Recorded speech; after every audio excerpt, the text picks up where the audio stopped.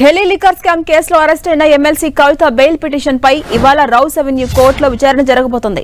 తన చిన్న కుమారుడి పరీక్షల కారణంగా ఏప్రిల్ 16 వరకు బెయిల్ ఇవ్వాలంటూ కవిత కోరారు. మార్చి 26న కవిత బెయిల్ పిటిషన్ దాఖలు చేయగా కవితకు రెగ్యులర్ మధ్యంతర బెయిల్ ను ఈడీ వ్యతిరేకిస్తోంది. కవిత బెయిల్ పై బయటకొస్తే దర్యాప్తును ప్రభావితం చేస్తారని ఈడీ ఆరోపిస్తోంది.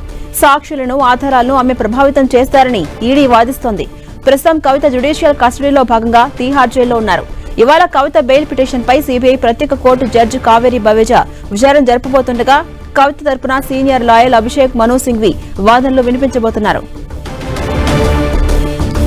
దీనిపై మరింత సమాచారం మా ప్రతినిధి గోపి అందిస్తారు. గోపి, ఇవాళ ఎమ్మెల్సీ కవిత మధ్యంతర అలాగే రెగ్యులర్ బెయిల్ కి సంబంధించి విచారణ జరగబోతోంది. అప్డేట్స్ ఏంటి?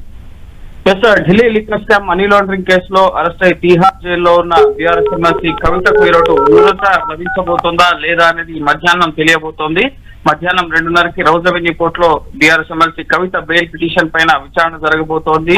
మధ్యంతర బెయిల్ తో పాటుగా సాధారణ బెయిల్ పైన ఇటు కవిత తరపు సీనియర్ న్యాయవాది అభిషేక్ మను సింఘ్వి వాదనలు వినిపిస్తున్నారు. కవిత చిన్న కుమారుడికి పరీక్షలు ఉన్నాయి, అలాగే కవిత ఆరోగ్య పరిస్థితులను దృష్టిలో ఉంచుకుని అలాగే ఒక మహిళగా కూడా చూస్తూ ఆమెకి బెయిల్ ఇవ్వాలని చెప్పి అభిషేక్ మను సింఘ్వి వాదనలు వినిపిస్తున్నారు.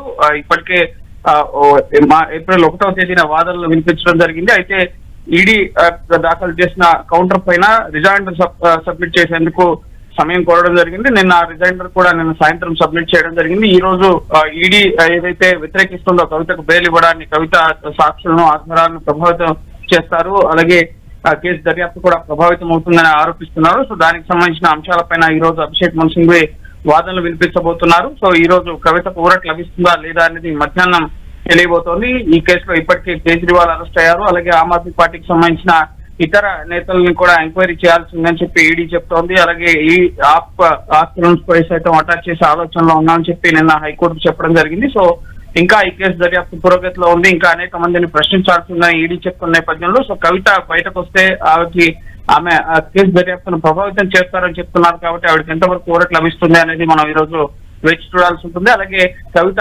కుటుంబపరమైన కారణాలు, చిన్న కుమారుడికి పరీక్షలు ఉన్నాయి ఏప్రిల్ 16 వరకు, సో అప్పటి వరకు అనుమతించాలన్న కారణంతో పాటుగా వైద్యపరమైన కారణాలు, అలాగే ఈ కేసులో తను అరెస్ట్ చేయాల్సిన అవసరం లేదు, కేసు దర్యాప్తుకు సహకరిస్తాను, ఆమెకి ఫ్లైట్ రిస్క్ కూడా లేదు, సమాజంలో ఒక గుర్తింపు ఉన్న మహిళగా ఆమెను చూడాలని చెప్పి సైతం అభిషేక్ మను సింఘ్వి వాదనలు వినిపిస్తున్నారు. సో మధ్యాహ్నం 2:30 గంటలకి జస్టిస్ కావేరి బవేజా బెంచ్ ముందు ఈ కేసు విచారణ జరగబోతోంది.